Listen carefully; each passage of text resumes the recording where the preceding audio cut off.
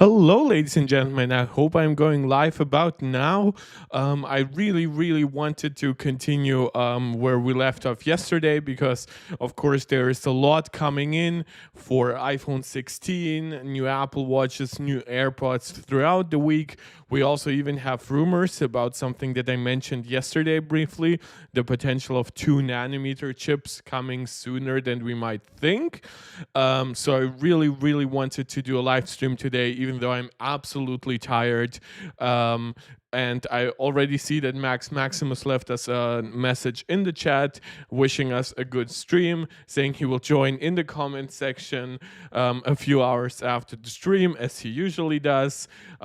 He says it's going to be interesting to know how likely the 2 nanometer rumor is.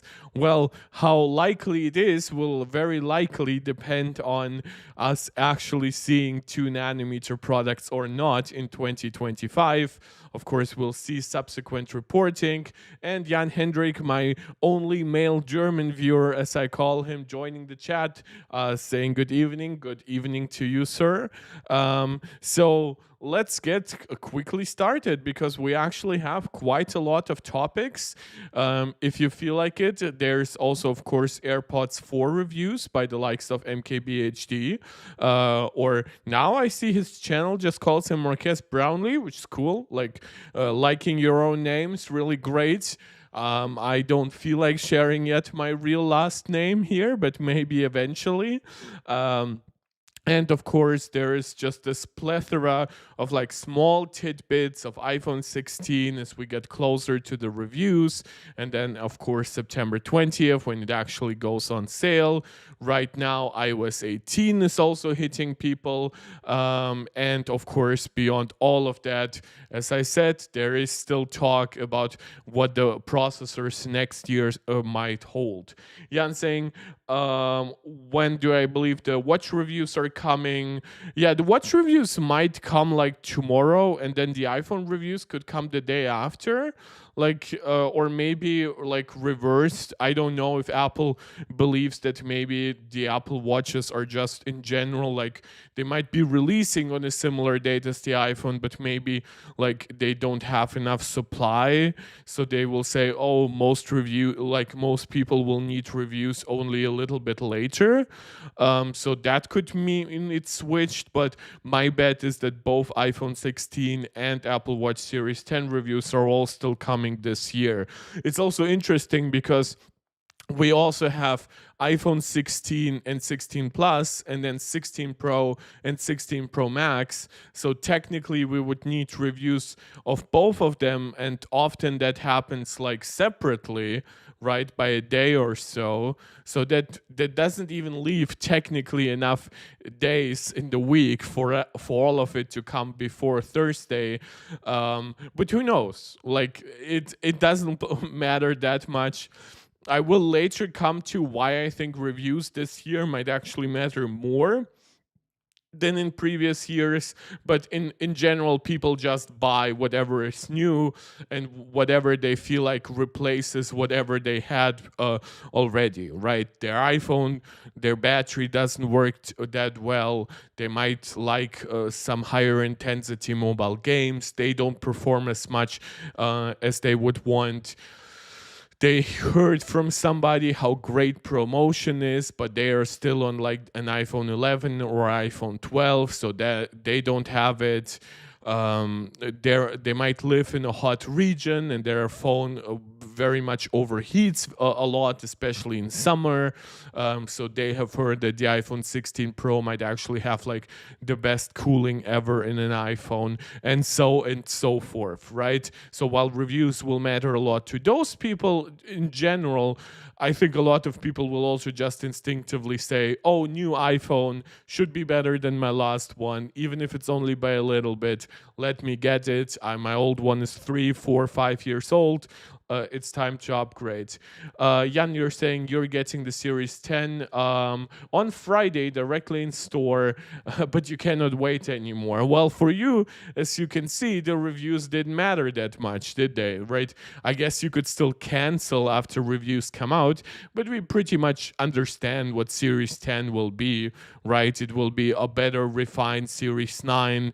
In some ways, some people might complain that the bezels are technically thicker, but of course the device itself is thinner, which I know, like as an ultra user, I very much know like the burdens of a thick Apple Watch. So yeah, we'll see. I'm very much inclined to believe that we'll get like new Apple reviews every single day throughout the week, like at least until the official like release date. And speaking of actual releases, or actual sales for that matter. But before we speak of that, I want to give you guys give you a shout out to you guys to please consider subscribing to the channel, liking the video, commenting live. I love interacting with you guys in the live chat, and share the video out to anybody who you think might enjoy it as well. And you can do as Max Maximus did right in the beginning of the stream and leave a super chat or a super sticker as a small donation. It's very much appreciated. It will guarantee that I read your message. And if you want to support this channel directly in the long term, you can become a channel member right here on YouTube. Shout out to Angelica, Fizz, and Max Maximus, who are all MarkTech Pro Max supporters right here on YouTube.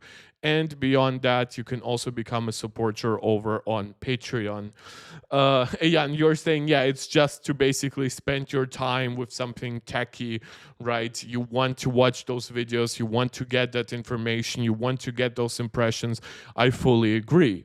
Now, of course, just because something might get good reviews, as we strongly suspect the iPhone 16 Pro will, like especially as Apple devices tend to get really good reviews whenever there's a solid battery life upgrade, something we really expect to see from this year's Pro models. It seems that demand might not be that high right now. Now, I have heard from many people that a lot of us expect, and me included, I should have maybe posted that on Twitter at some point, that I believe this iPhone generation will be more of a slow burner in terms of sales because, of course, for one, I think reviews matter for the 16 Pro more than ever because once those improvements get so incremental, right? It's very important that we actually have reviews, impressions, deeper analysis. And I think once actually reviewers start telling people, oh, it's the best battery life of any iPhone ever. Oh, it's the iPhone that like is the least likely ever to dim in the hot sunlight and stuff like that. And even smaller things like, oh, there's an anti-reflective coating on the cameras, meaning that like all those annoying like halos that you might have had in the past, they're solved, and the A18 is the fastest it has ever been, and it supports Apple Intelligence, and then after a month it has new features from Apple Intelligence, and early next year it has new features from Apple Intelligence, and as some of those features go viral, as Apple advertises those features a lot more, as Apple slowly adjusts the pricing, I assume that the 16 Pro and 16 Pro Max will sell a lot better even with just a small $100 price drop, and Apple can achieve that price drop through third-party resellers. They can achieve that by even direct price drops in markets like China, where they do that like during their holiday season, for example. But right now, it seems like Min-Chi Kuo is saying the demand for 16 Pro and 16 Pro Max has been, quote, lower than expected. Kuo says his data is based on supply chain survey and shipping estimate listed on Apple's online store. So those are not perfect metrics, like because like getting one wrong heavily, of course, impacts the other. Like if you think that Apple produced like a metric F-ton of devices, then seeing Apple's online store move like even a little bit would sound good to you if you believe that supply was already kind of constrained, but then the Apple's online store barely budges. Now you would believe, of course, that, oh, then they must mean they didn't sell that many. Of course, it should be noted that these kinds of reports are kind of common in like the in the first season of when the iPhone launches. We've had like reports that Apple scrapped like a lot of production for the 15 series, like just a few months later. We've had like reports like that, of course, throughout like generations, like the iPhone XS and XR, that legitimately did sell worse than their predecessor in some ways, but never turned out to be the outright failure that some people might think they are based on reports like this. So don't get too dissuaded. Like Apple still hasn't activated most of their like extra tools, like especially when it comes to Apple Intelligence. Apple Intelligence right now is not even out. It's US exclusive, so even in just English speaking regions like UK or Australia, like there is just no sign of Apple Intelligence unless you like install a beta and do like a workaround where you set your device to be as if it's coming from the United States. So while I don't believe that Apple Intelligence will result in a super cycle, I definitely do believe that down the road it will help sell models a little bit better a few months into the generation than they usually sell. Qual estimated that sales of all four iPhone 16 model reached about 37 million units in the first weekend, which again, those are such incredibly high numbers. Like when you consider that like consoles target like 100 million sales in like 7 or 8 years, maybe a little more, like unless you're Xbox. The fact that Apple just sells 37 million iPhones in a weekend. Now, granted, that's of course the most successful weekend they have, but the fact that it in Q1 then results in like 70 million sales is just absolutely breathtaking. And I heard like I think it was a tweet from Sam Cole from Apple Insider or something like that, who said, "I wonder how much money Apple loses by closing off the Apple online store like 1 or 2 hours before a new iPhone goes on sale or a new Mac goes on sale." And my argument was they lose absolutely nothing, because when they actually close the store, they do it for something that matters. Like no amount of accessories or anything would make up for like the potential of technical issues slowing down those sales. Just those few extra hours of keeping the store open wouldn't change anything. So he says that's down nearly 13% compared to first weekend sales for the iPhone 15 series last year. So we can assume that that was a little over 40 million. The analyst said a key factor for the decline is the lower demand for the Pro models. It should be noted that the Pro models in recent years have become very much the definitive iPhone models. So even in like lower income regions, they tend to be like extremely popular. And then in wealthier regions, they just are the absolute majority of iPhones being sold. So the regular Pro is down 27% and the Pro Max is down 16%. It should of course be noted that the 15 Pro Max was the absolute best seller of the 15 series. So maybe a small correction in that regard would result in a slightly more balanced lineup compared to iPhone 15 Pro and 15 Pro Max. The standard iPhone 16 and 16 Plus have seen higher demand, which is of course hilarious because people keep telling us that with every new year, the absence of promotion makes the base models less and less valuable. But it seems like they're selling rather okay. And we've seen like even for the specifically like the 16 Plus that it's like 50% up or so versus the 15 Plus, which of course the 16 Plus is likely to be the last in its lineup, right? The last Plus model. model to ever come along, because it might not have failed as much as the Mini has.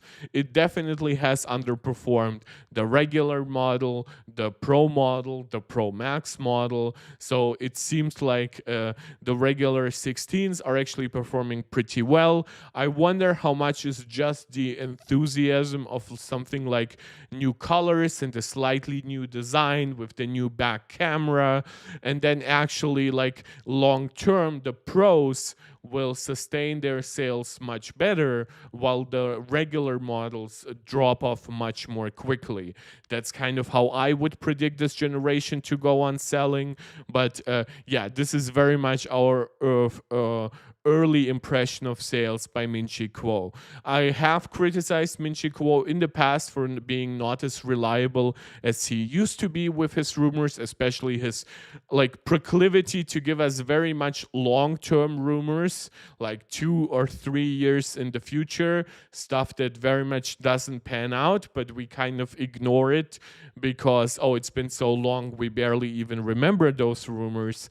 But when it comes to stuff like that, supply chain analysis, usually I find him very trustworthy. One thing that he does mention as being like a bottleneck, I guess, would be the intense competition in China and the fact that, of course, Apple Intelligence is only rolling out in October. So maybe Apple will get a boost from iOS 18.1, at least in the US, in next month.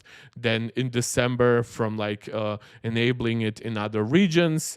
And then maybe next year. But I think if they enable like a lot of Apple Intelligence features and like new regions by iOS 18.4, I think a lot of people will just look at it and say, you know what, I'm just going to wait for the 17 Pro, the 17 Pro Max, maybe like a crazy 17 Air or whatever, and be fine with my current phone, right? If I hadn't felt the need to update like early on in the cycle, then maybe I will not be persuaded a few months later by Apple Intelligence. Of course, it will remain to be seen, of course, if Apple actually plays with pricing, something they're not very known to do.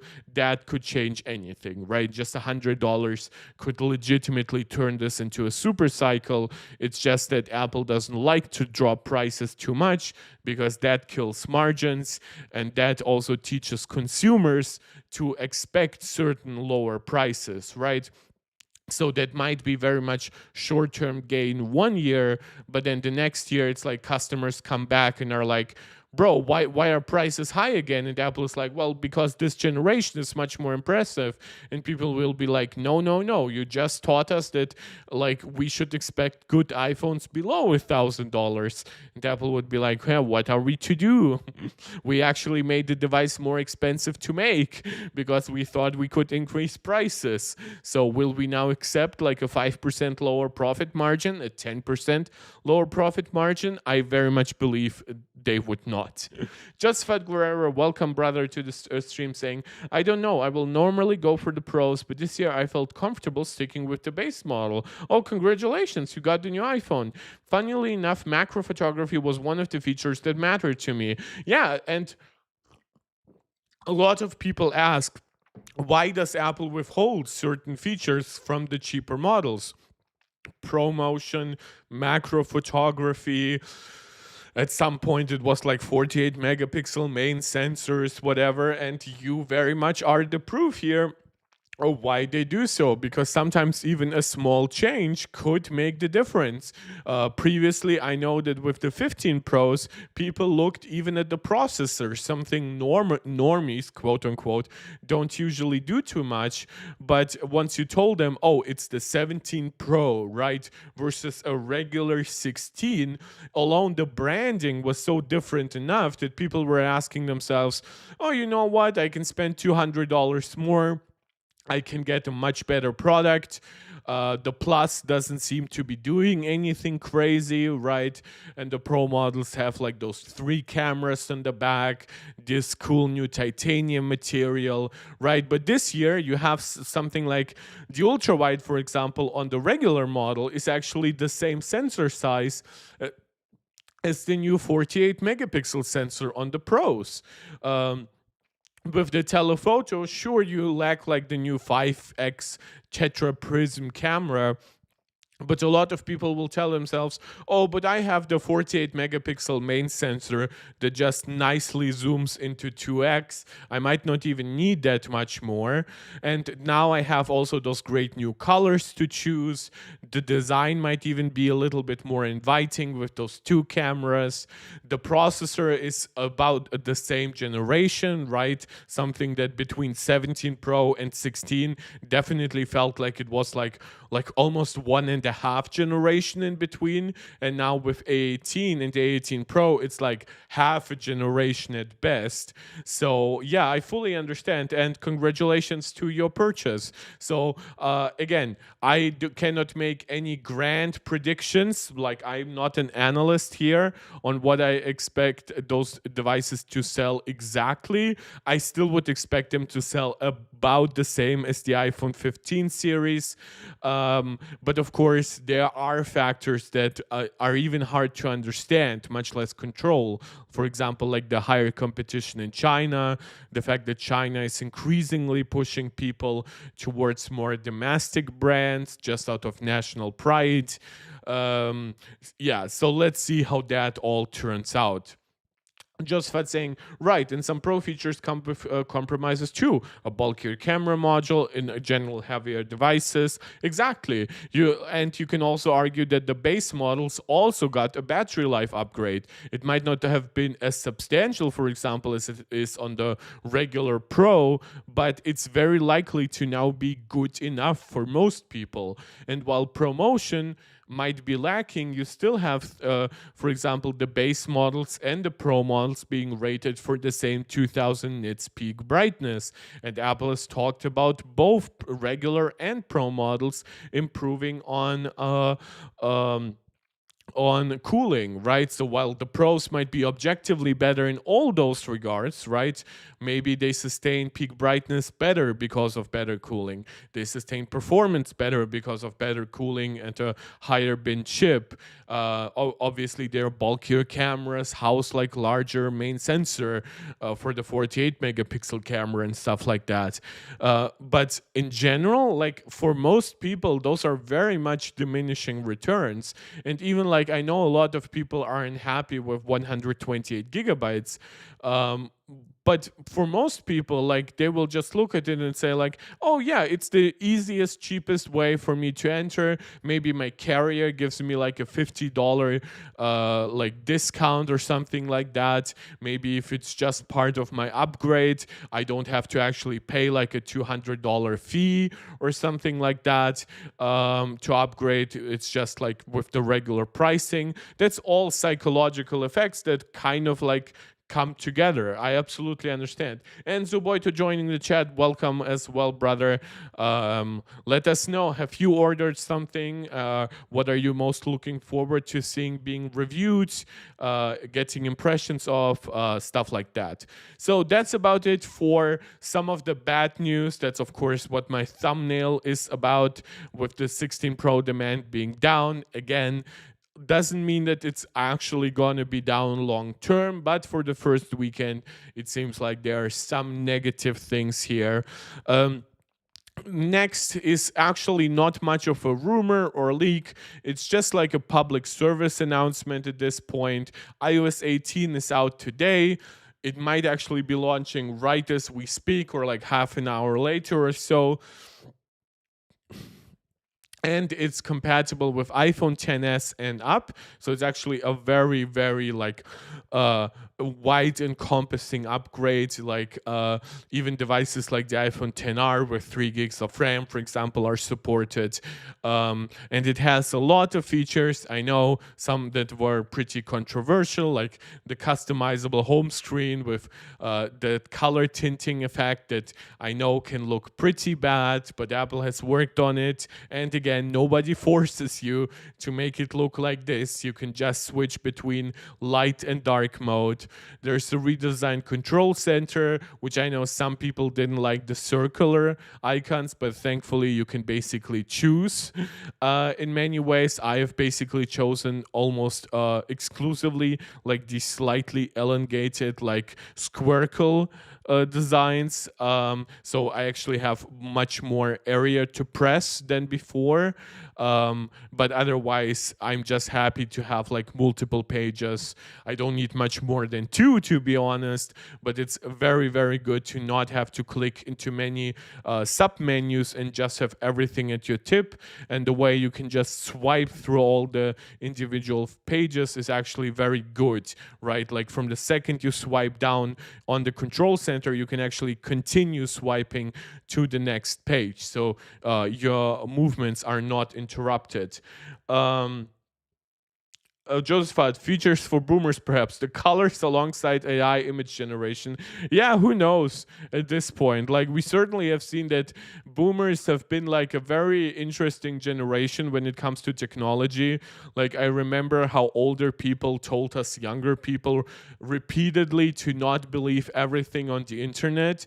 And it feels at this point like the largest target for disinformation and even like foreign misinformation like online are like boomers. Like they share like bullshit AI images. They believe every freaking story.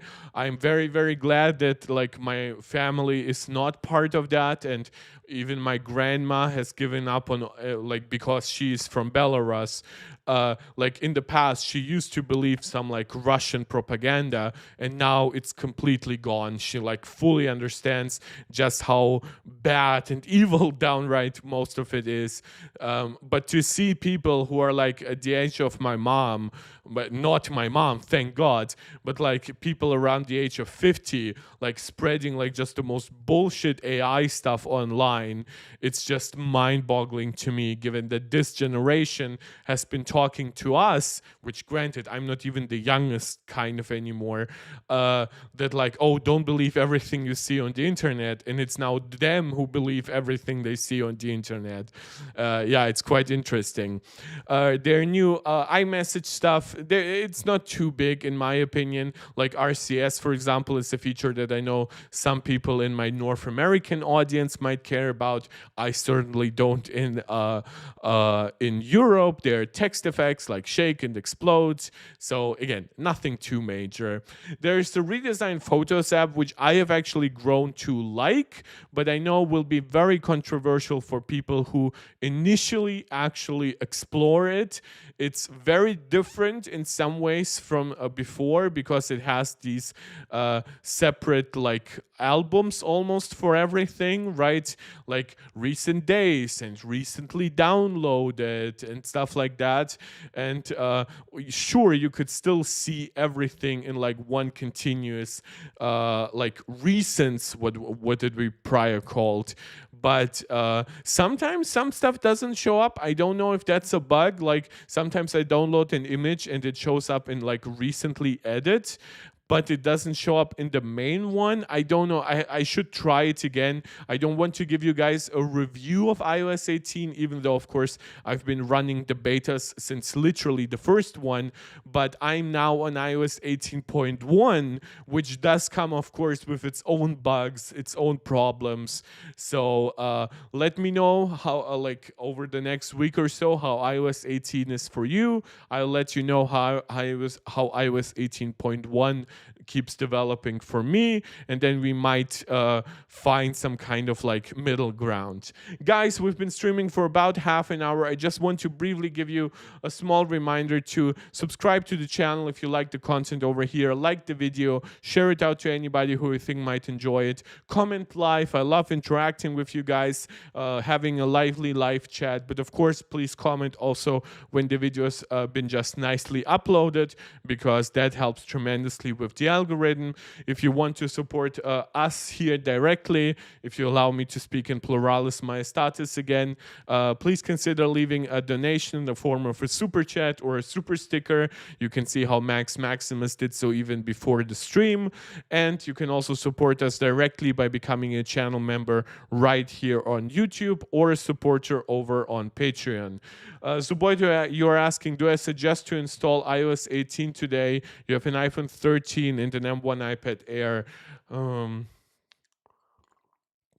It's interesting because, like, iOS 18.1, which is what I am on, has been a tiny bit hit or miss in like the last two betas. Granted, it has only three betas, but like some stuff has really been downright unacceptable. But then again, iOS 18.1 is not coming today, it's coming in maybe even a little over a month, right?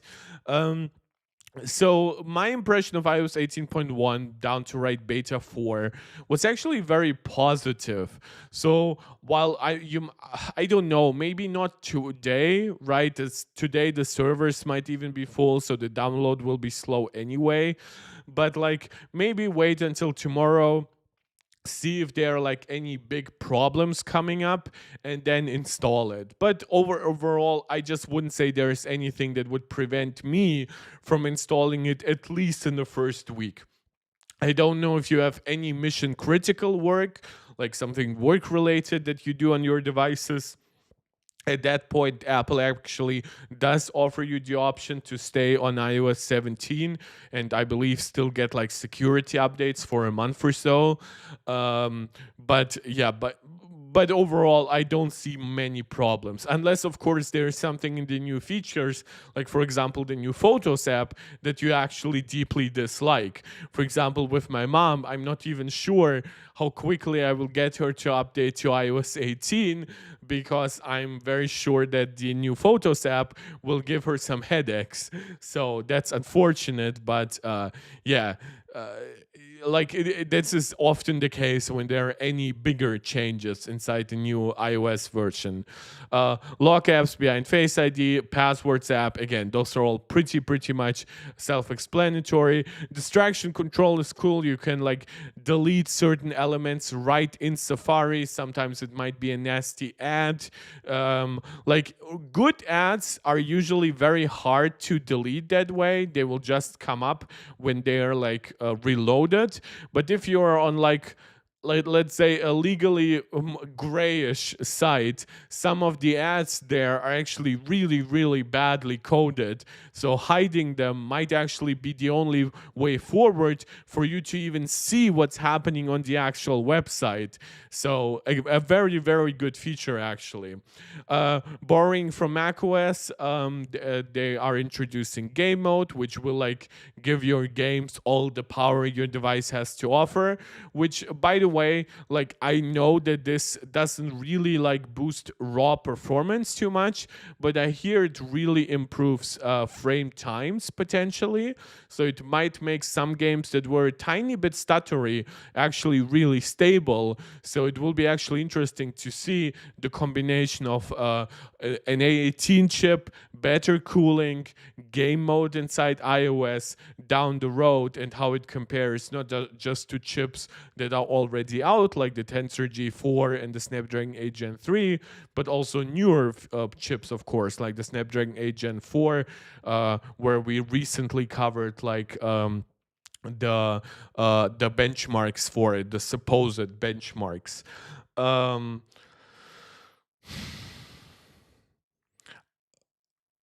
Joseph had saying, you've been holding on enabling two-factor authentication in the website, waiting for the Passwords app. Yeah, that makes sense. The Passwords app is really good. It isn't game-changing if you, of course, have used the Passwords feature inside iOS 18 already. But yeah, it seems like, especially for stuff like passkeys now and two-factor authentication, it just is much more user-friendly to use. So iOS 18 out today. Feel free to update. Feel free to update, please, after this live stream. But it's definitely a very interesting like release, especially with the promise of more and more, the promise of Apple Intelligent in iOS 18.1, the promise of more Apple Intelligence features in iOS 18.1, and a more global rollout, and then next year new languages, things like that.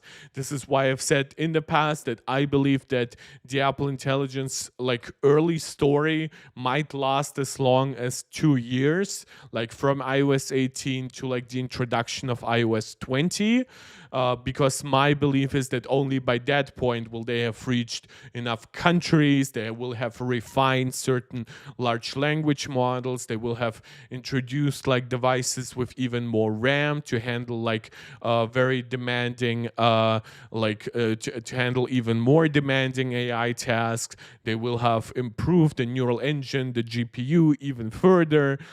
So some things that might have been needed to work on private cloud compute with like initial Apple Intelligence might actually work on device at or some point. So iOS 18 is just a very, very first early step. Josephat saying, I normally use Microsoft Authenticator. Yeah, I know that's kind of very common for a lot of people. And Jan saying you really like the Passwords app. It's very comfy, which is a very cool way of putting it. Yeah, but that's iOS 18 for you. Feel free to update definitely at least throughout the week. You might not have to go like the very first day. I know a lot of you might have even already played around with betas and stuff like that, given just the enthusiast nature of my audience.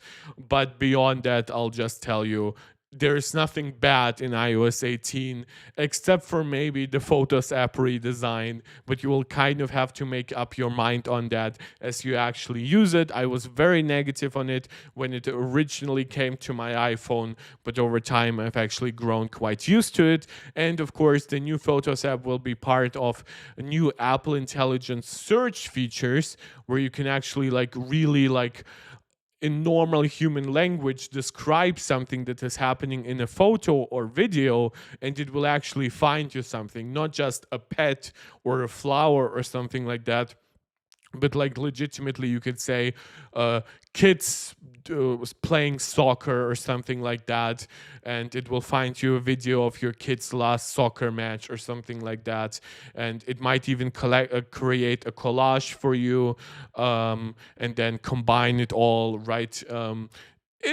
There definitely will be some cool stuff. Just don't expect everything right now. A lot of it is rolling out in the next few months.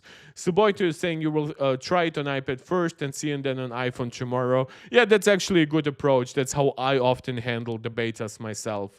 Jan, you're saying you're thinking of ordering the AirPods 4, but the 3 always fell out for you.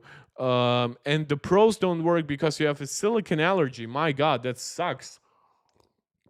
Well, we might get into AirPods 4 a little later, but I don't know, to be quite honest. I know the design is slightly changed from the AirPods 3. I just don't know how much it's changed for like your specific ears. If that means, of course, that there will now fall out less or more. I know that Apple is actually very understanding of that and lets people try on stuff. Like they will just then disinfect those models. So maybe go to an Apple store and ask them to try on the AirPods 4. Because otherwise I just think you might be in for like a rough purchase and then having to explain it as you hand it back if they really don't fit. It's unfortunate that the Pros don't fit, because I've actually found that the way Apple does silicone tips is the most comfortable I've ever felt. I'm really not a fan of silicone tips, but the AirPods Pros really converted me. I think the fact that transparency mode is actually so good at blocking at making me feel like I'm still part of the environment, that is actually where I connect to those headphones. Usually like silicone inside my ear just feels very, like, I don't want to get super dramatic, but it almost feels claustrophobic. But of course, if you have an allergy, then it's entirely non-optional. Like, I fully understand that.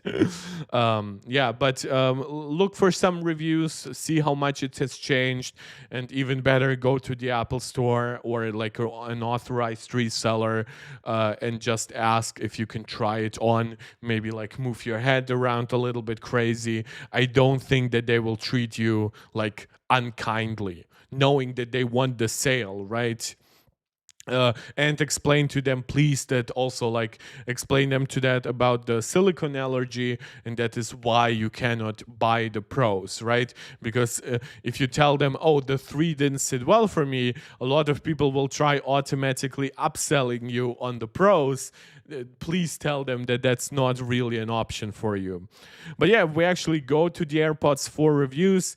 They seem to be actually really positive.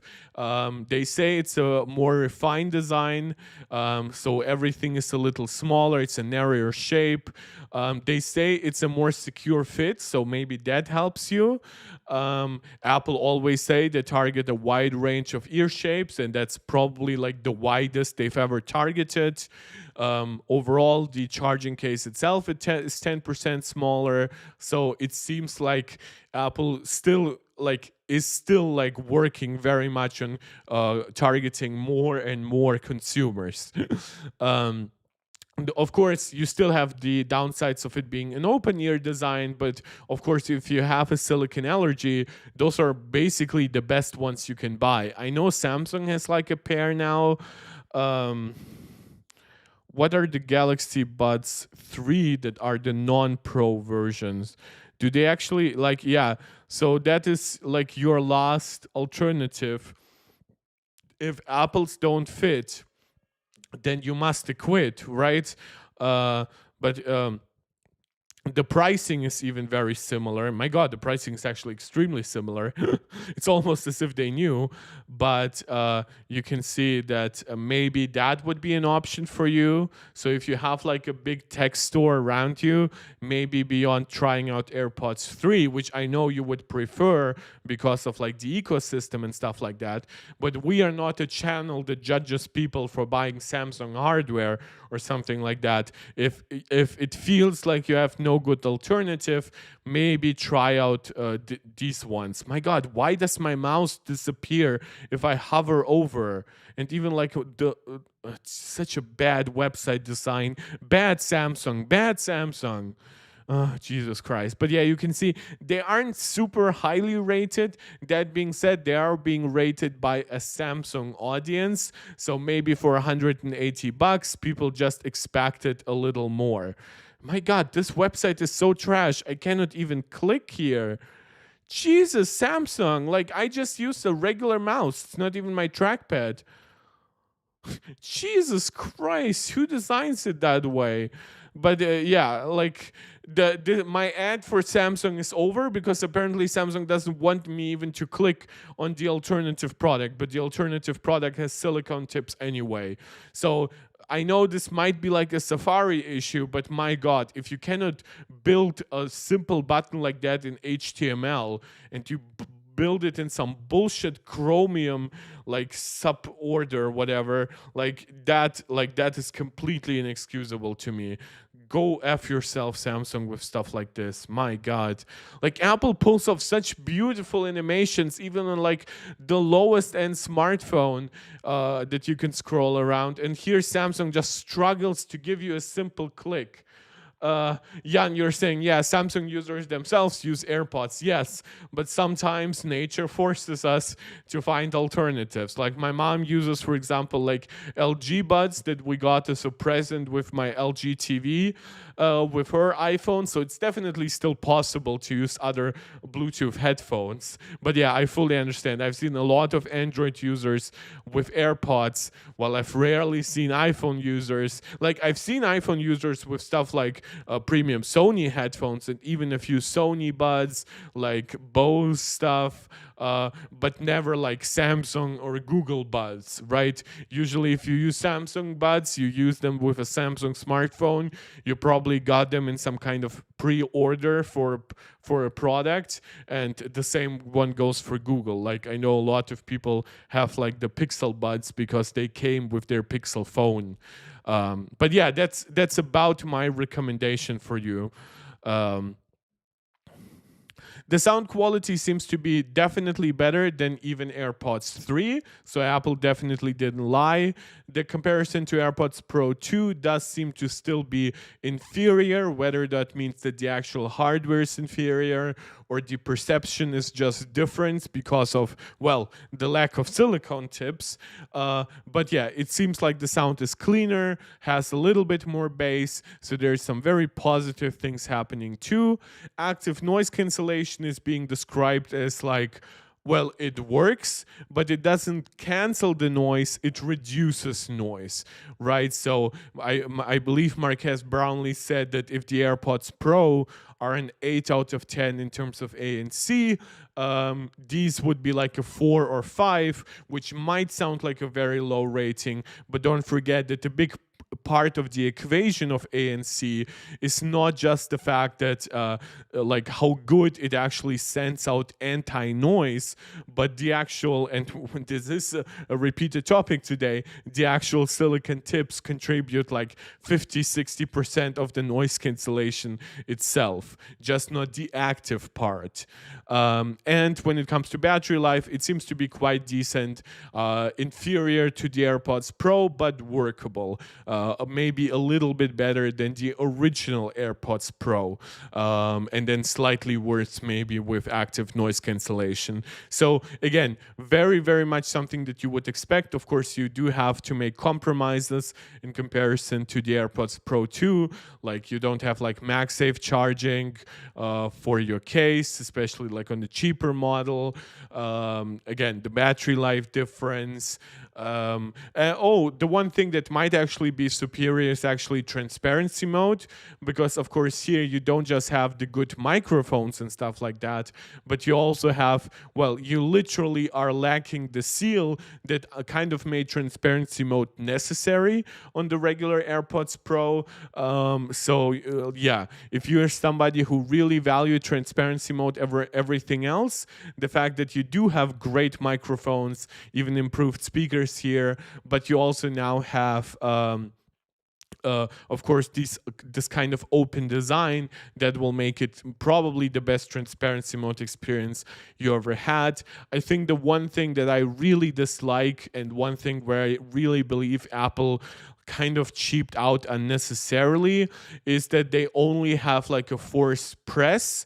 They don't allow you to swipe on that side button, quote unquote, the way the pros let you to like increase volume or not. You will still have to like basically do that either through your phone or your watch, or even ask Siri. I don't think that like the capacitive field there was very expensive to make, but those are little things that Apple cut step by step to just reduce cost, but also to make AirPods Pro still look like the better deal. Even though they are more expensive, I would argue they're still probably the default choice that most people should choose. And of course, the new health features like the hearing aid test and stuff like that, that will be AirPods Pro 2 exclusive. So if you want those features, don't buy the new AirPods 4. Maybe down the road, Apple will port those features to AirPods 4, but right now, Apple is only validating those features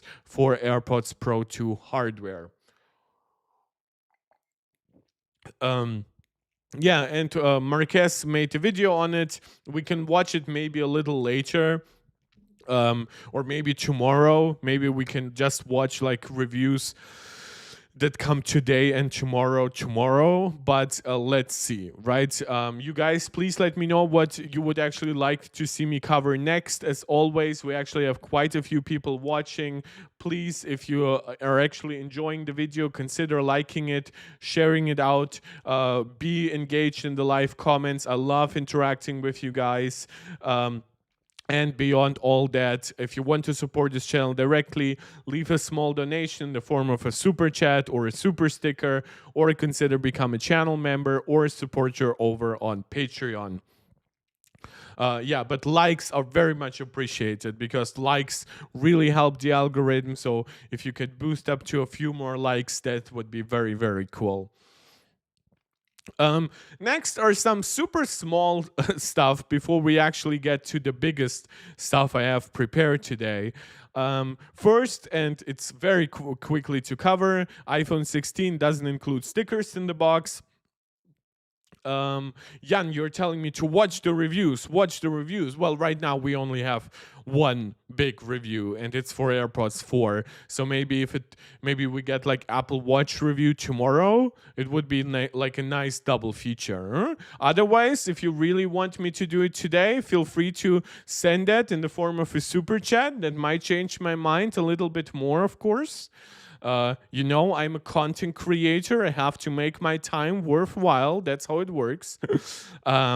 So, Apple stickers, of course, they have been in Apple boxes for years.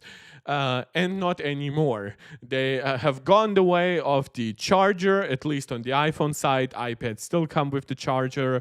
They have gone the way of headphones on pretty much everything. Of course, the boxes have been getting smaller and smaller so that Apple can just have easier way to ship all those around the world. But yes, if you were somebody who's really diehard sticker guy who put Apple stickers everywhere, like after buying a new product, I know some people put them even on their cars and stuff like that.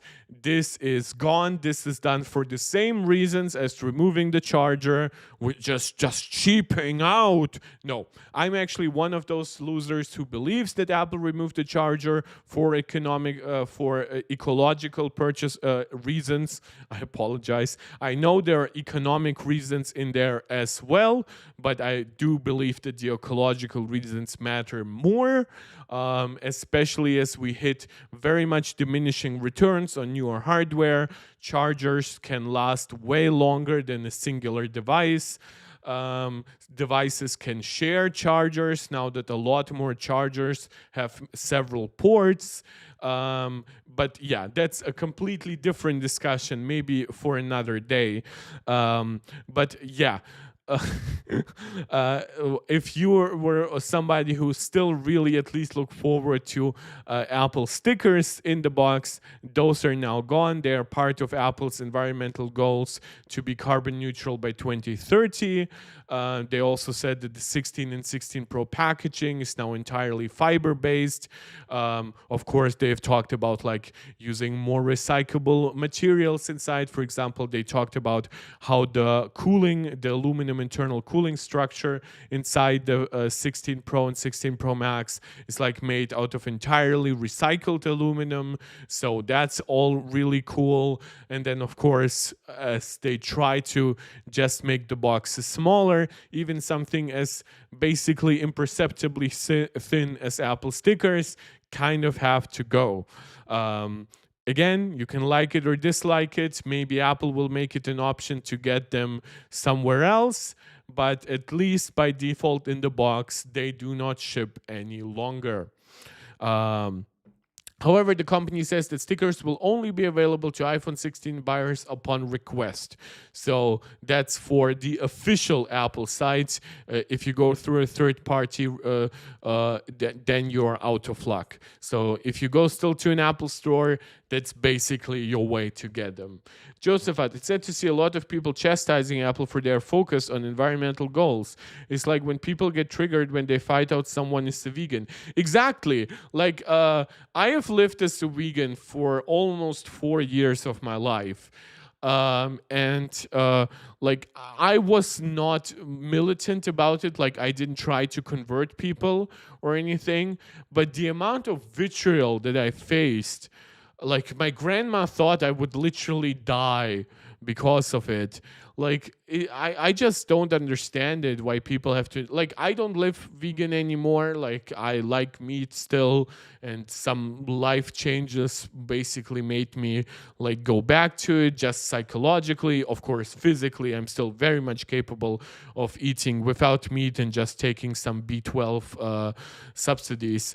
But yeah, this idea that you have to judge people or companies for that, it's like, again, nobody forced you to buy Apple. And some people are saying like, well, Apple might start it, but then the others will follow. And I'm like, bro, it's a freaking charger. Like, let me just briefly take out the cable. Like, this I have this, right. It's a 100 watts anchor charger. It has two USB-C ports, one USB-A. I wish it didn't have the A. I only need the C, right. It's 100 watts, so it's fast enough for my 14-inch MacBook Pro. It will last me longer probably than my 15 Pro Max iPhone. At this point, very much likely longer than my M1 iPad Pro and things like that. And I just don't get it. Like, it's a one-time purchase in a way. And even then, I still have other chargers, older chargers, other chargers that I bought in a similar vein before I like read up more on it and got what I actually wanted. And it's all worked fine. I can hand down some chargers knowing that other people will, of course, have need for it. I can just keep a charger extra in some kind of like in another plug in the apartment. But I don't need Apple to ship me every single time a 20-watt charger. That's just the reality of it. Like, of course, I would love for Apple to ship me like a 140 watt 3 USB-C port charger with every purchase. But now at that point, they would be shipping more charger in the box than they would iPhone.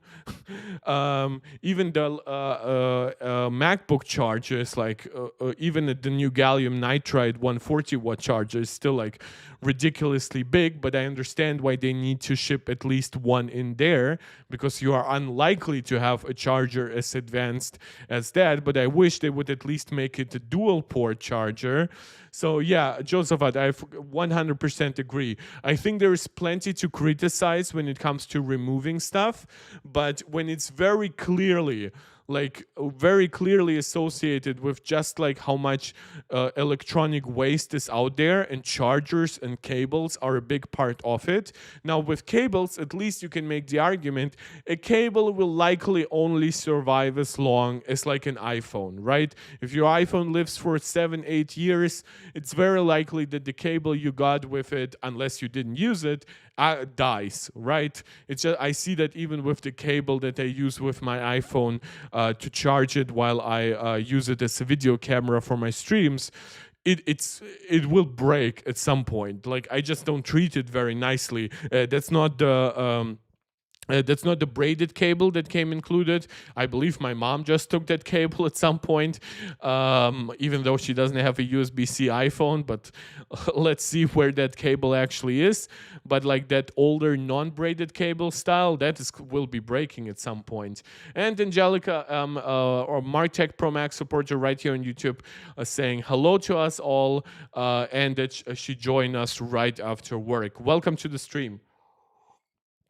Yeah, so that was just my small, I guess, rant on how people treat certain environmental goals from Apple, other companies.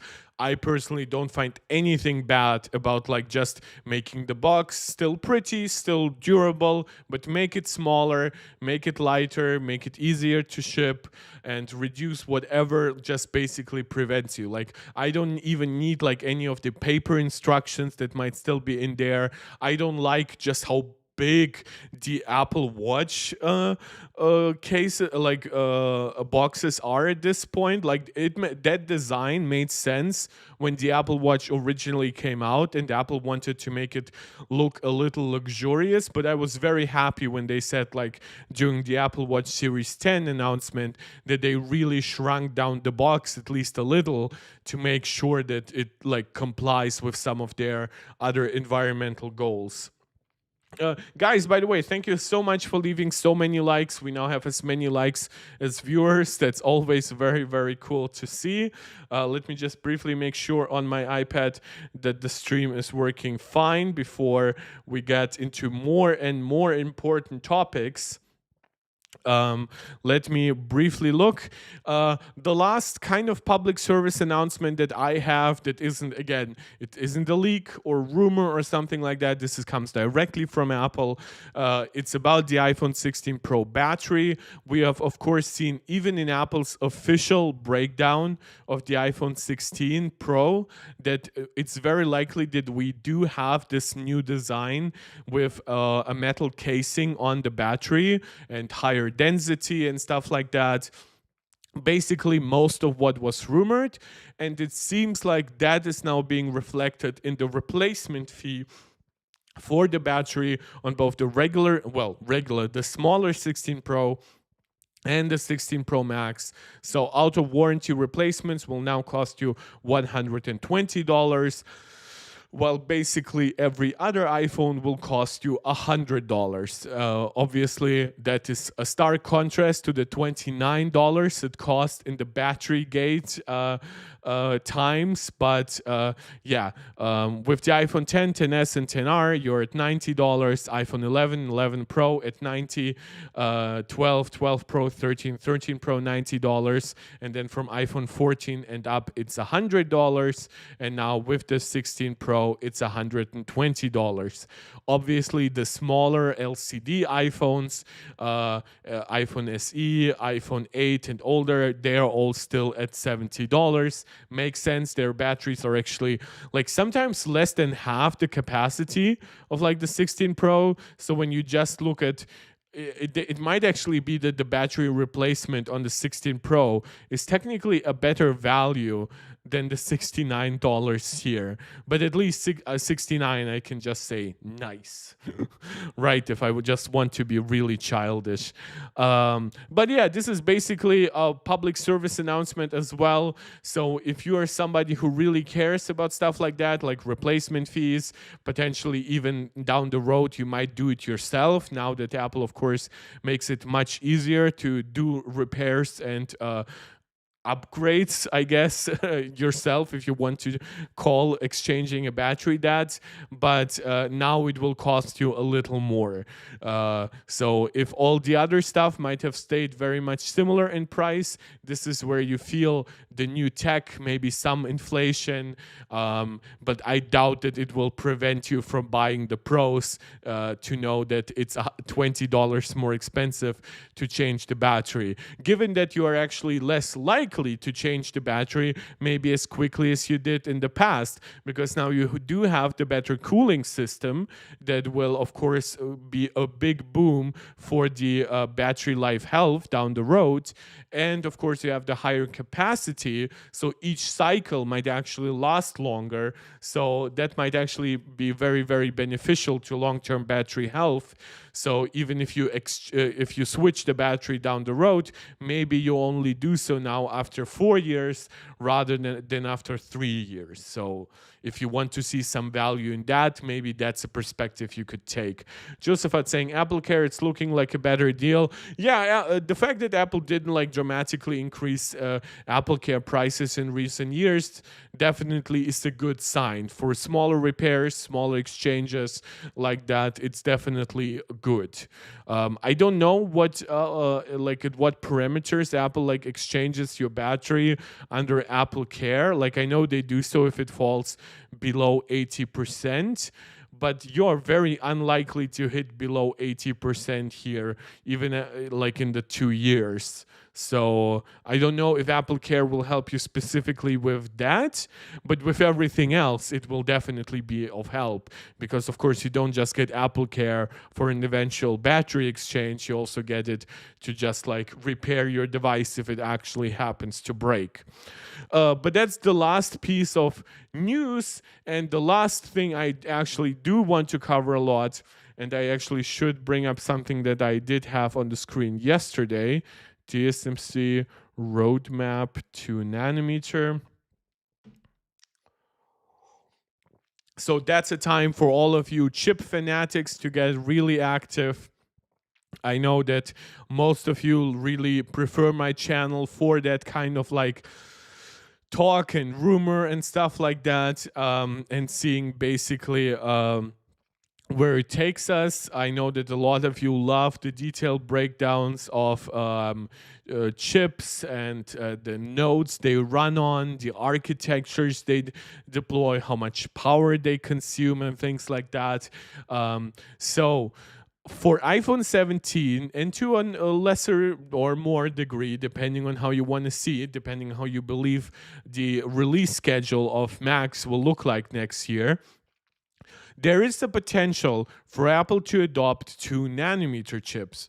And we've covered that actually yesterday when we looked at, for example, that N2, which will be TSMC's first GAAFET node, is promised to start mass production in the second half of 2025.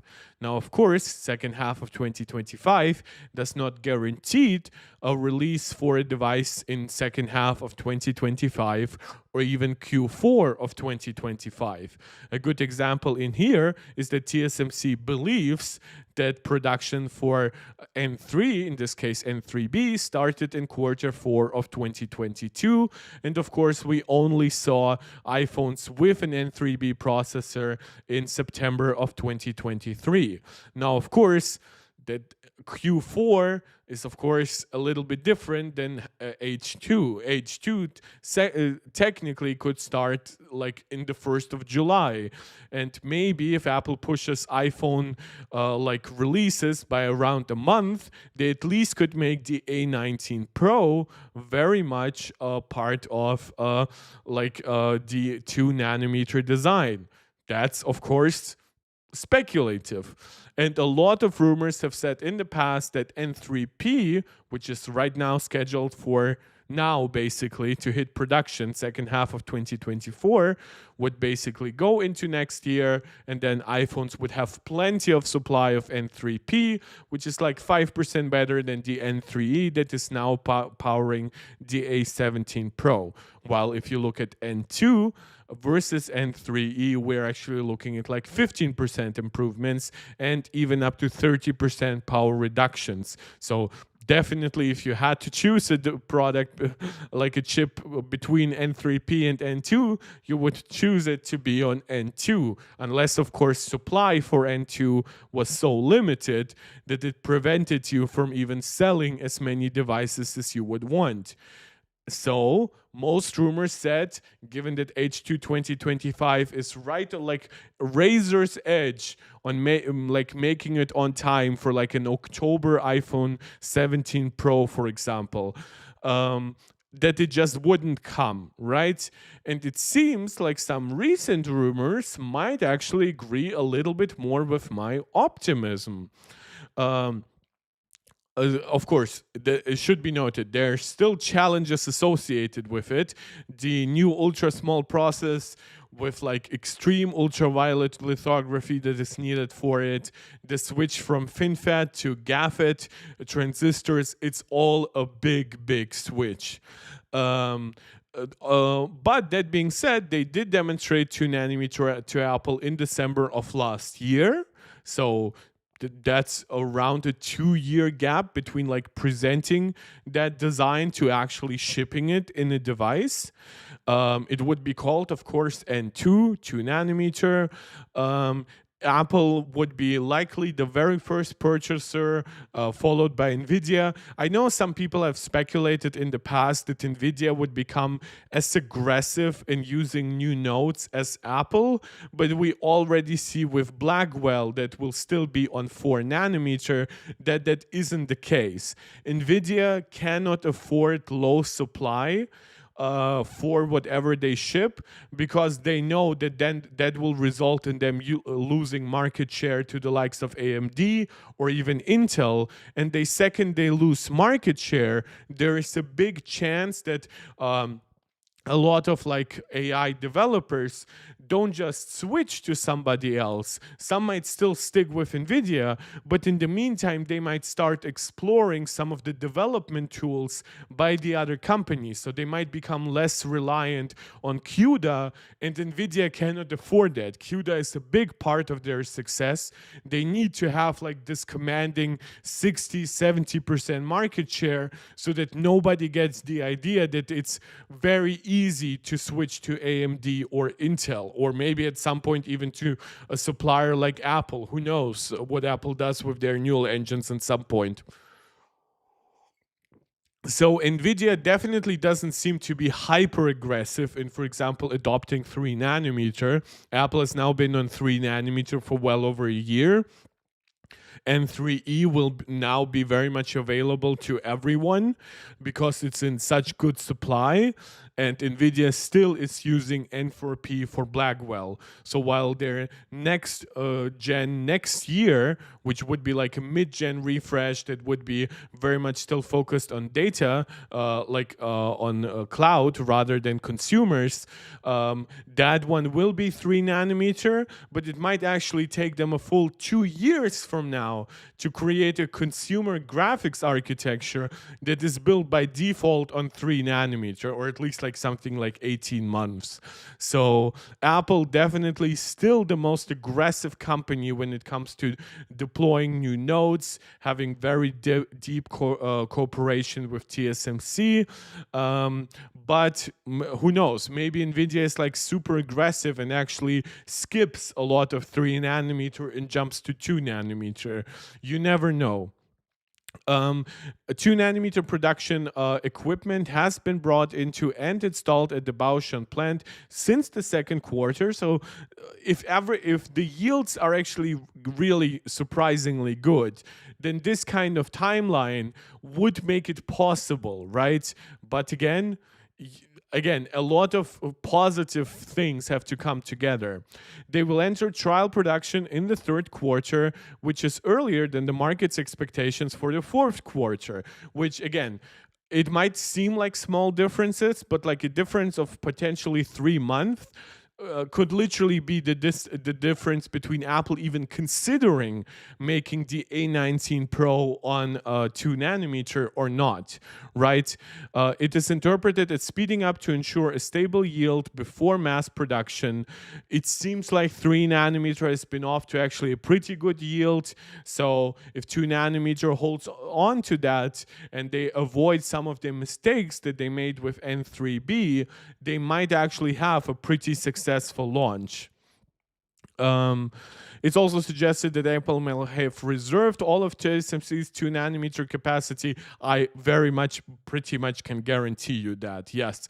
Even if it's not coming all in 2025 still, even if it's coming in 2026, I wouldn't be surprised if the first year of 2 nanometer just belongs entirely to Apple.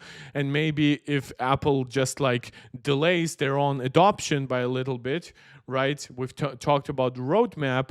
Maybe if Apple is a little later to N2 than they otherwise would have been, maybe they then later skip on an N2P and become a much earlier adopter of A16. Again, those things very, very much depend on how the yields pan out, because Apple obviously needs a lot of supply.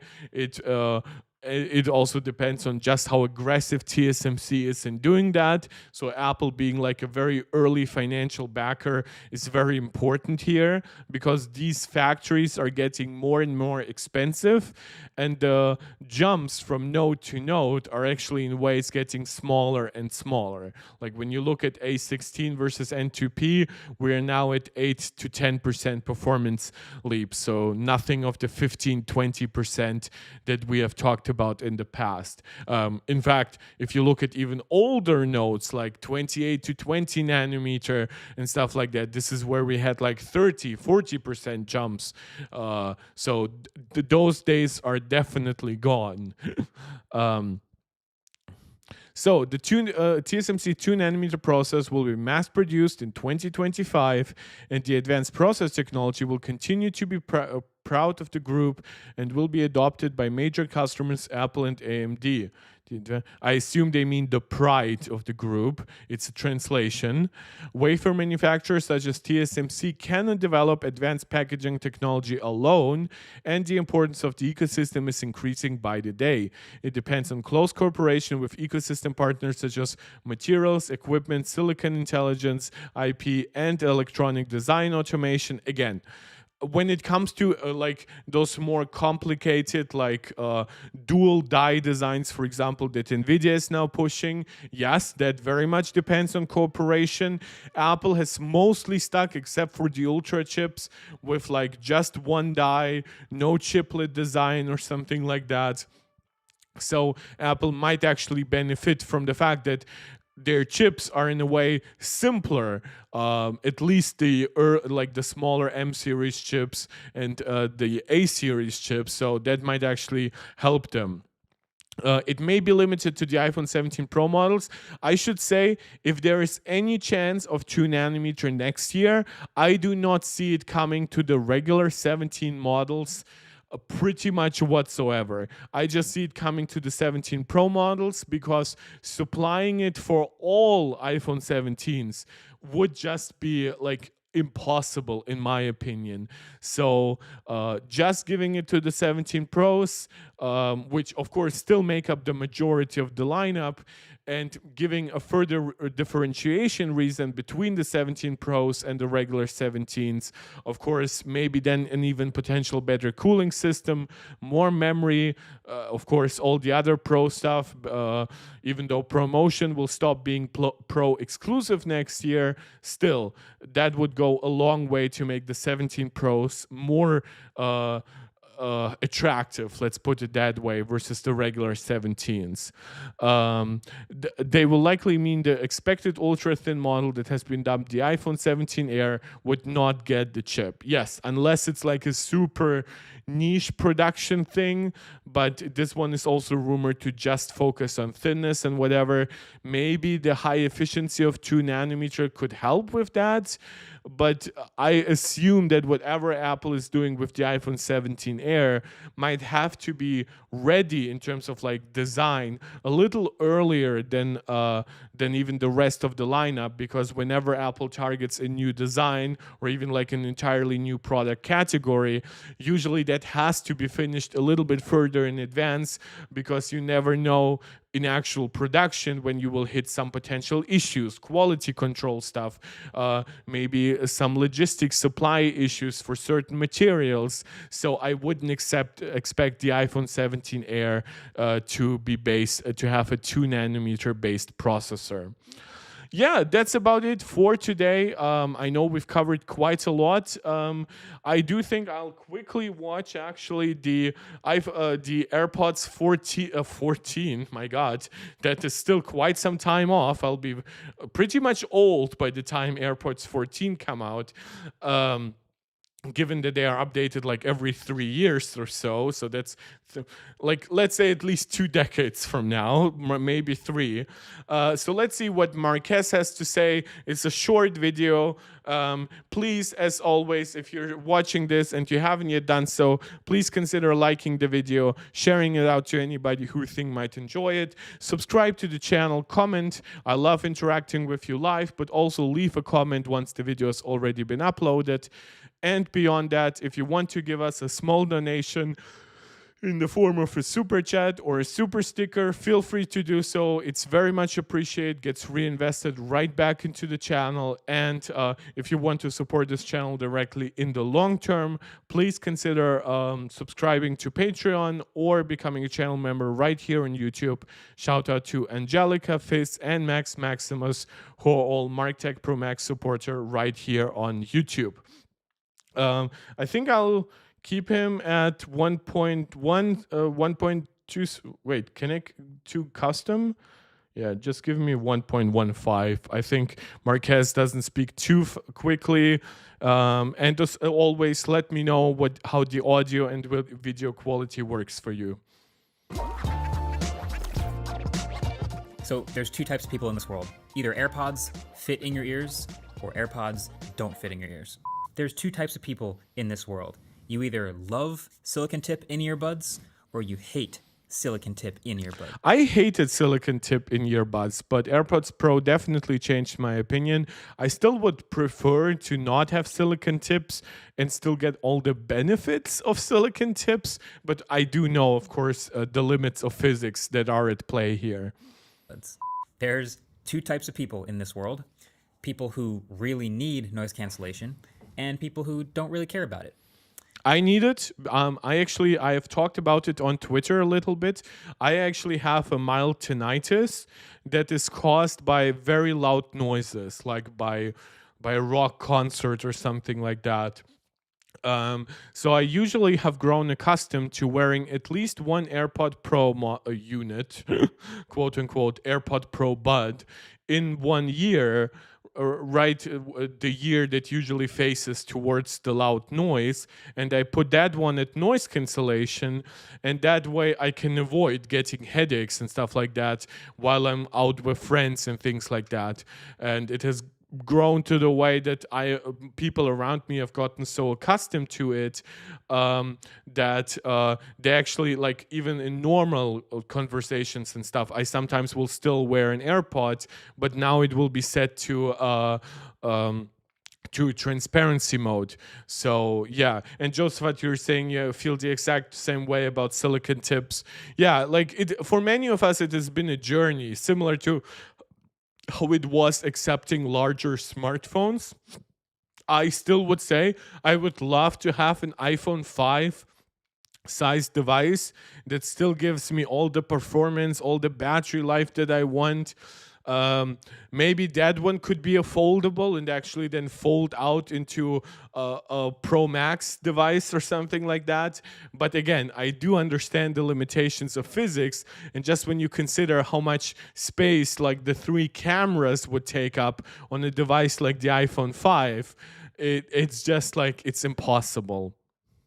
But Apple wants both people's money. So there's 2 versions of the new AirPods this year. It was kind of confusing the way they announced it at the keynote, but essentially for $129, there's the base AirPods 4. But then for $179, there's AirPods 4 with... And it's actually, in a way, like, I thought about it, like the exact pricing structure. Now, at MSRP, I think the prices make sense. I think the current prices should be lower for these AirPods, given that AirPods Pro 2 is actually easy to get for even like $190. But prices will fall in line anyway. But I think, for example, not only are regular AirPods Pro like cheaper, AirPods 4 cheaper, but for example, for kids, I might actually want them to have regular AirPods 4 rather than AirPods 4 with active noise cancellation, because like, I know Apple does a lot so you still stay like somewhat informed of your environment, but like, if kids go on through the streets, what am I even talking about?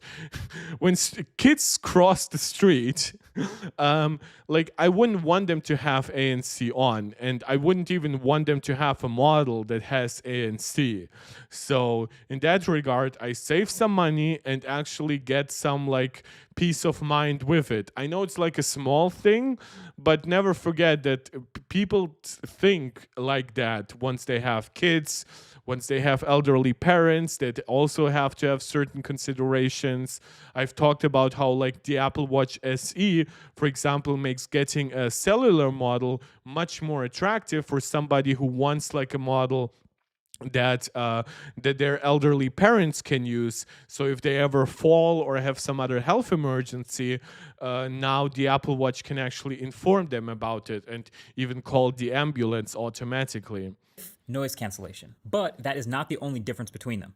So now that I've been testing them for a few days, I can give you the verdict on them, what the differences are, and if they're actually worth it. So first of all, let's just start with the AirPods themselves. They've tweaked the shape of these buds again. And so they've got some new curves and some new angles, and the driver points a little bit more directly into your ear with less reflections. The stem is also a little bit shorter, but otherwise, I mean, yeah, they still look like AirPods. They're very familiar. They have IP54 dust and water resistance, up from IPX4 last year, and they still have the in-ear detection. There's still microphones all the way around. But my biggest question personally before anything else was actually just, does this slightly new shape actually fit better in my ear? Because I have not had any luck with hard-tipped AirPods ever, really, since they first came out. Well, Jan, that's going to be very interesting for you. Let's see what Marquez has to say on how they fit in his ear versus silicone tip AirPods. I could put them in my ears, but if I jogged for more than about 10 seconds, they would just slowly fall out. So are the 4s actually better for me?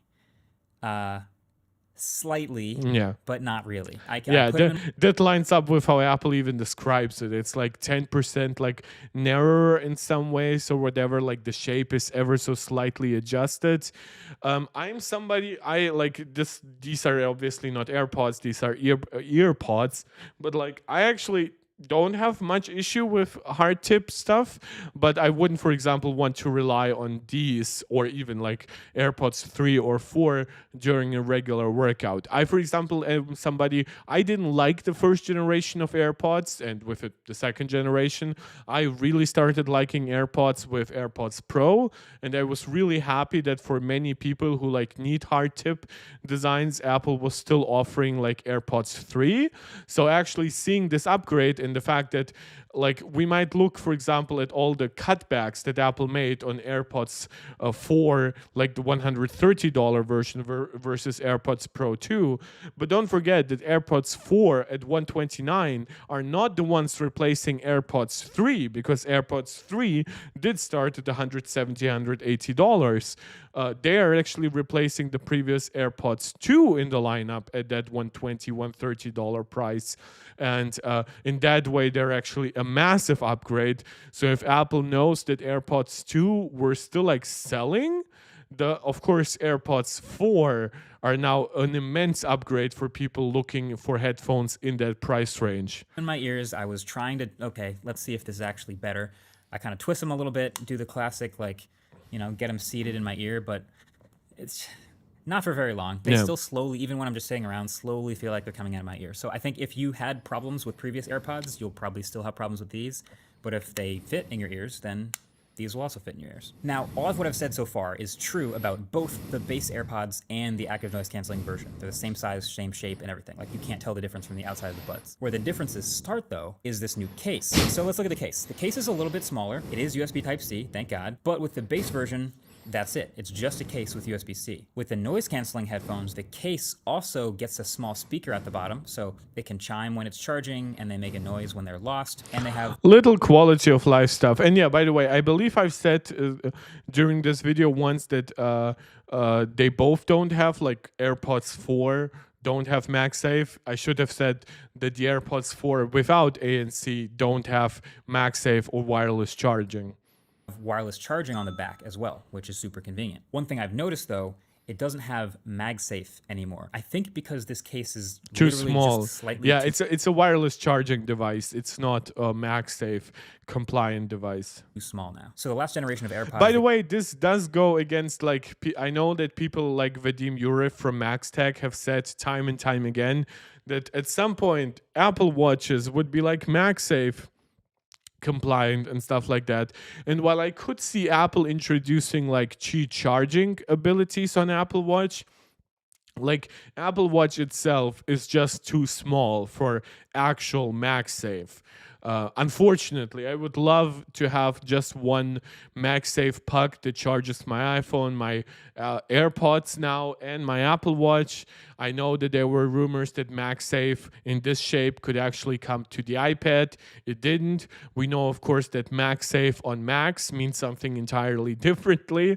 So yeah, it's not as confusing as like the Apple Pencil compatibility that we went through yesterday, but it definitely is like there is a learning curve to all of it, especially if you want to explain it to somebody else. The case with wireless charging would actually align and stick to the back of a MagSafe charger, which is really convenient for just like dropping on the charger, not thinking about it. Yeah, but this also saves the money on the literal magnets, right? By just giving it wireless charging compatibility, they can give it like, that's of course very much in line with like the $50 price difference, like, or even to say it's very easy to integrate when you have a $50 extra bill of materials that you could utilize, but you have like the tiny speaker, you have like the extra microphones for the actual device, and then you have wireless charging compatibility, and then you versus the AirPods Pro, you save on stuff like, of course, the silicon tip design. You might go even you save on stuff like the control mechanism on the side, where here you can only like force press. There on the Pros you can swipe up and down. So all those little things that add up to, of course, it does add up to the bill of material, but most importantly, they add up to reasons for people to upgrade to the more expensive model. This year's case, slightly smaller. I think it's just a little bit smaller than the magnetic ring, so that's gone. So it'll still charge on any Qi charger, but it does not stick to it for any sort of alignment, which is kind of a bummer. So but the one advantage here is that at least it's small enough that if you have like a regular MagSafe charger, you can legitimately just put it on there. Plus, it doesn't need very fast wireless charging, so you still get like an adequate experience versus smartphones, especially now that smartphones also have these huge camera bumps, visors in the case of like the Google Pixel, and you have those differences between like the Pro and Pro Max models, the Plus and Ultra models and stuff like that. It legitimately, it just boggles my mind how little Android companies thus far have done to adopt Qi 2 with actual magnets, given just how transformative it can be. Like it just bothers me so much. One of those upright chargers, then you try to stick it to it, it'll just slide off. Yeah, exactly. But those, for example, those upright chargers, like the Google charger, like that one fits perfectly with like your specific Google Pixel. But the second Google like dramatically changes the Pixel size, maybe you get like the smaller or bigger model, like you get issues with that. And if they make the cameras ever super duper thick to the point that your phone like doesn't really align, well, congratulations, now your charging will be like half the speed. While if it was MagSafe, you could have actually turned the device sideways and made it stick like a magnet. Sure, it wouldn't have been like, it would look like a cross on your nightstand a little bit, but it would still be functional.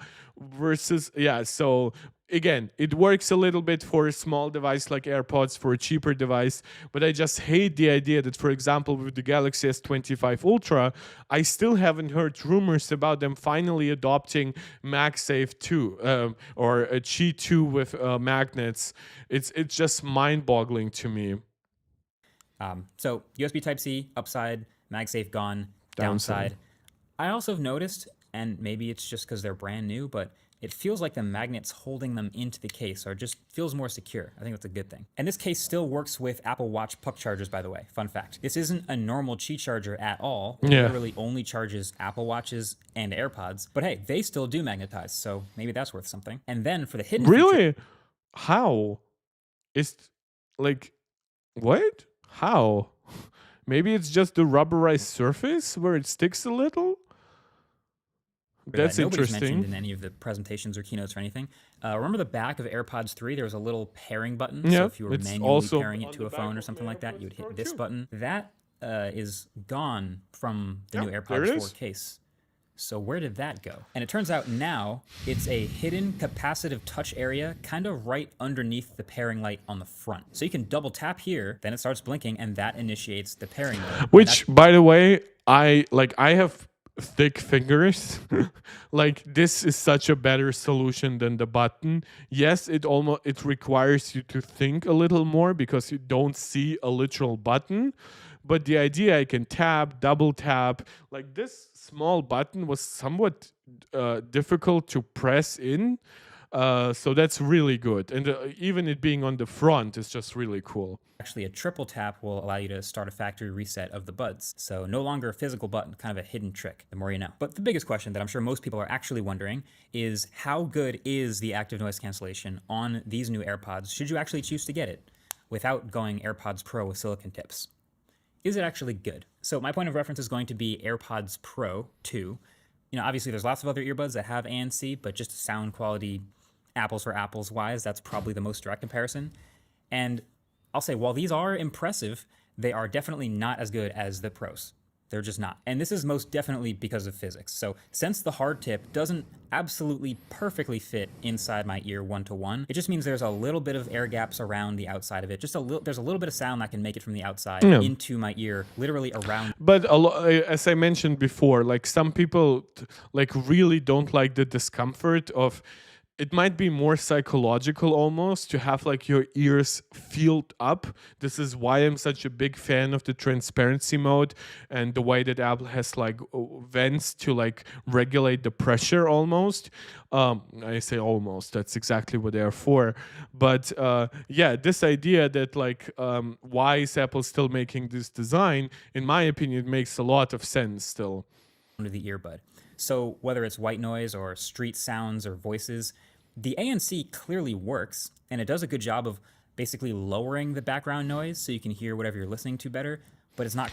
What was the studio lighting not very consistent there, or is he filming it on a smartphone? Because like his skin tone is not as natural as it usually is. Like I expect like very high quality production from Marquez. Quite gone. So I feel like if AirPods Pro are like an 8 out of 10 for noise cancellation, just based on how much of the background noise it's removing, these hard-tipped AirPods are around like a 4, maybe 4 or 5. It's less noise cancellation and more noise reduction, if that makes sense. Like, still very useful, but it's most useful in particularly loud environments. Like if you're on a train or on a plane or with like a lot of loud voices or street sounds around you, that's when you'll most appreciate the reduction in noise because you can hear what you're actually trying to listen to better. But if you're in a quiet room or a library or something like that, it doesn't actually make that much of a difference. But then probably just as important as noise cancellation is... Well, yeah, but in a quiet room, I honestly hate like full ANC with silicone tips. In a super quiet room, I would actually usually go for transparency mode because at that point, it just makes me feel a little bit more immersed in the environment rather than completely shut off. I know some people who are really into audio, high quality music, whatever, they really like that feeling of just being with their music. I'm not one of them. Every pair of headphones that has that should also have transparency mode, and these do.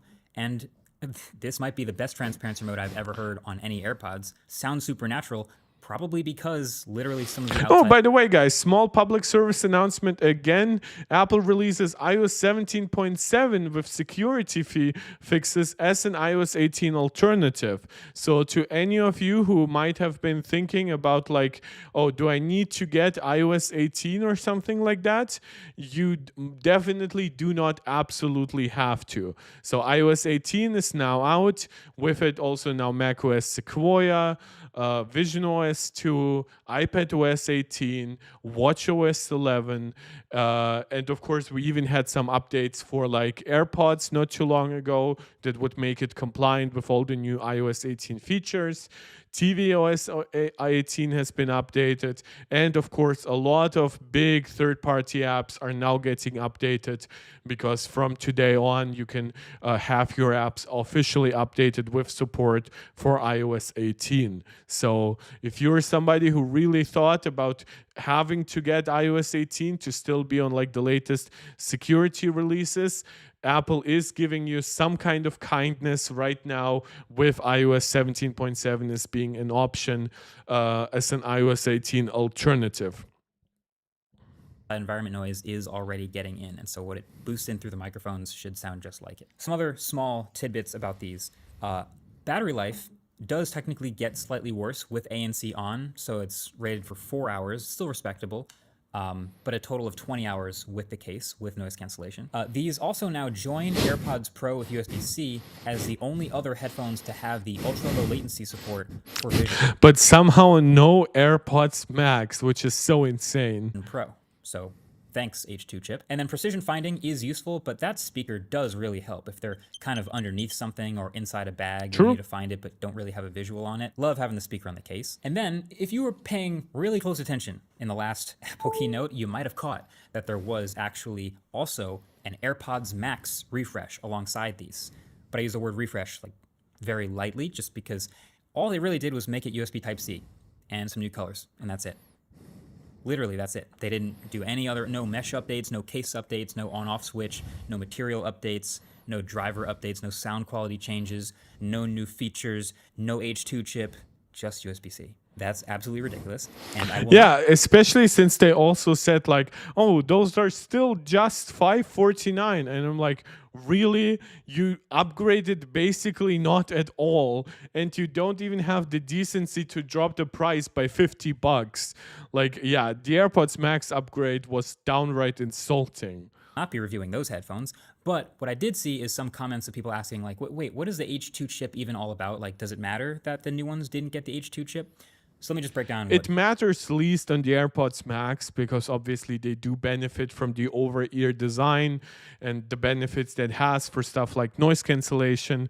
But just in general, I would always want the latest processor for something like that. That's for. The H2 chip inside these AirPods is basically doing all of the processing, especially from these microphones. So all of the improved background noise reduction for phone calls, all of the active noise cancellation, transparency mode, and adaptive audio. And it also now lets you nod or shake your head to answer Siri questions. Yeah, I actually activated just today. My AirPods updated themselves during the night because Apple still hasn't given us a manual way to update AirPods, but at least that one was relatively quickly.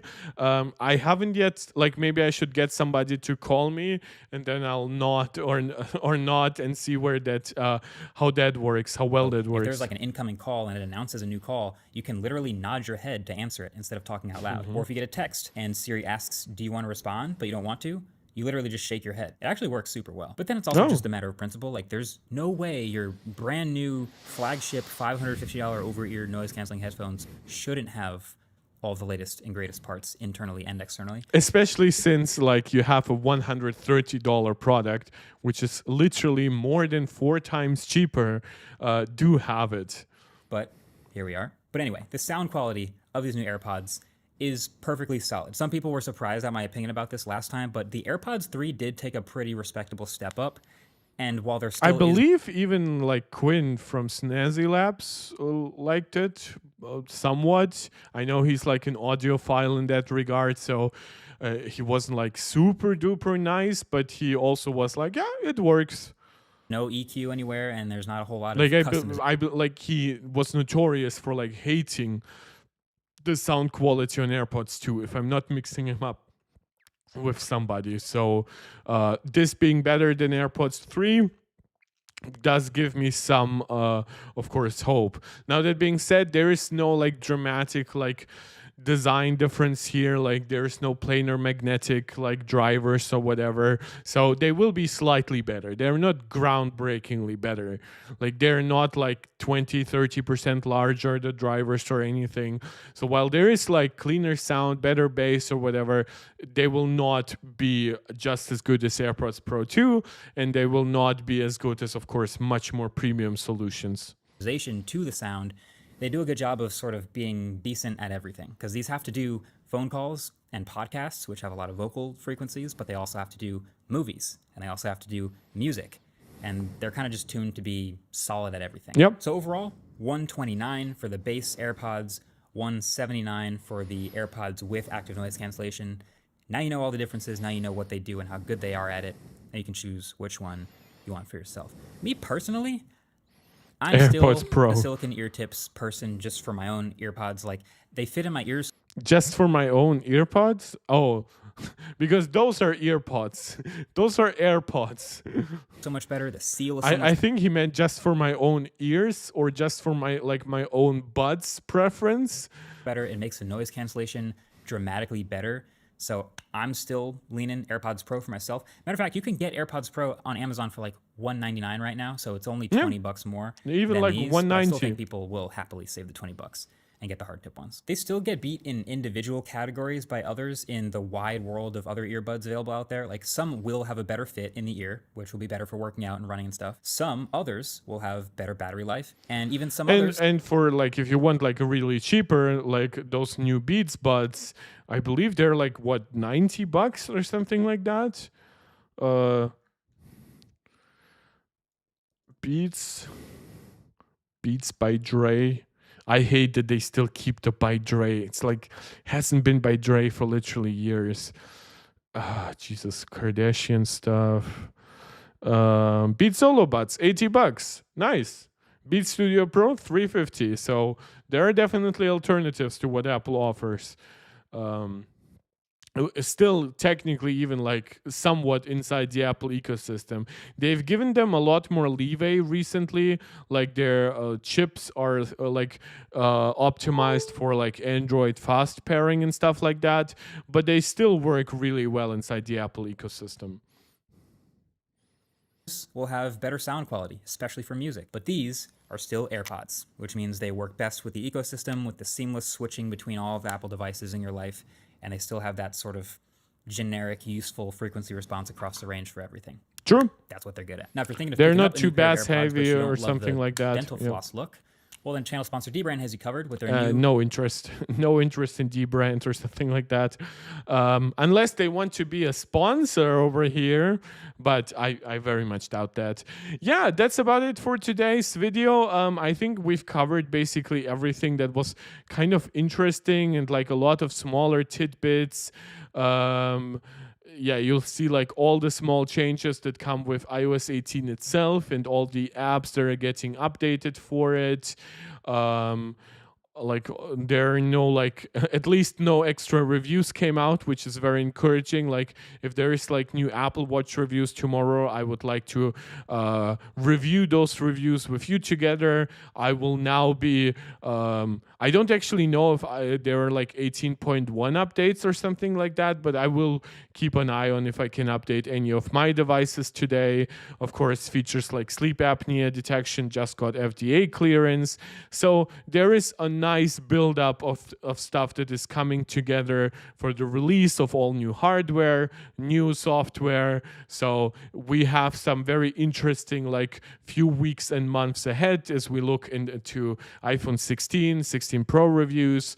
Now we have like the first product that was like reviewed, that was introduced at Apple's last event with the AirPods 4. We are still missing reviews for the Apple Watch Series 10.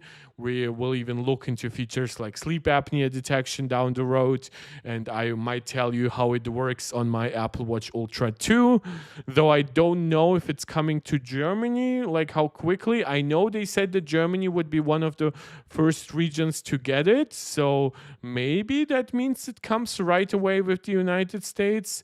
But it also says like more than 150 other countries and regions later this month. So I might have it really by the end of the month on my Apple Watch Ultra 2. And beyond that, I'll let you know how iOS 18.1 is for me. I still won't be able to give you like direct like impressions of Apple Intelligence, but hey, that's kind of par for being in the European Union. We'll might see like how game mode impacts stuff like gaming benchmarks. So again, there's a lot coming, and of course, all of it is leading up to an October event with M4 devices, iMacs, MacBook Pros, Mac Minis, A18 potentially iPad Minis, A16 maybe iPad 11s. So there's a lot that will happen between now and then, and of course, once that event happens, that will still give us a lot to talk about before the year is actually over, and then we hit a slightly like lull territory between like January and March maybe, and maybe by April, May, Apple will have another event waiting for us, or maybe just some big updates to Apple Intelligence. Maybe they will finally do something to actually put Apple Intelligence into more people's hands, maybe roll it out even across the European Union. Of course, hope never dies, famously. But that's about it for today. Before I leave you, I just want to encourage you guys to do all the YouTube jazz, to subscribe to the channel, like the video if you enjoy it, share it out to anybody who you think might enjoy it as well. Comment on the video after it's been uploaded. That helps tremendously with the algorithm. Our last video, well, it doesn't have too many views, has actually been performing pretty well across regions where my videos usually don't perform too well. So your comments definitely help. Whenever you catch me live, please consider leaving a small donation in the form of a super chat or a super sticker.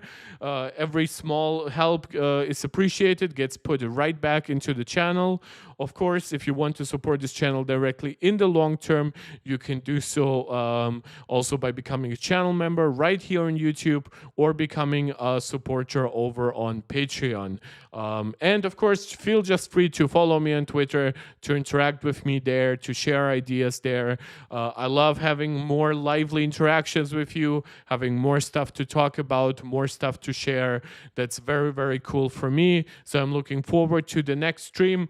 I might be streaming every day this week, depending on like when reviews actually come out. Maybe something big comes out, like a third-party apps get like a monumental iOS 18 update or something like that. That is still news, but we'll see. For now, just let me know what you would like to see me cover next. I hope to see you guys next time as well. This is Mark Tech tuning out. Thank you so much.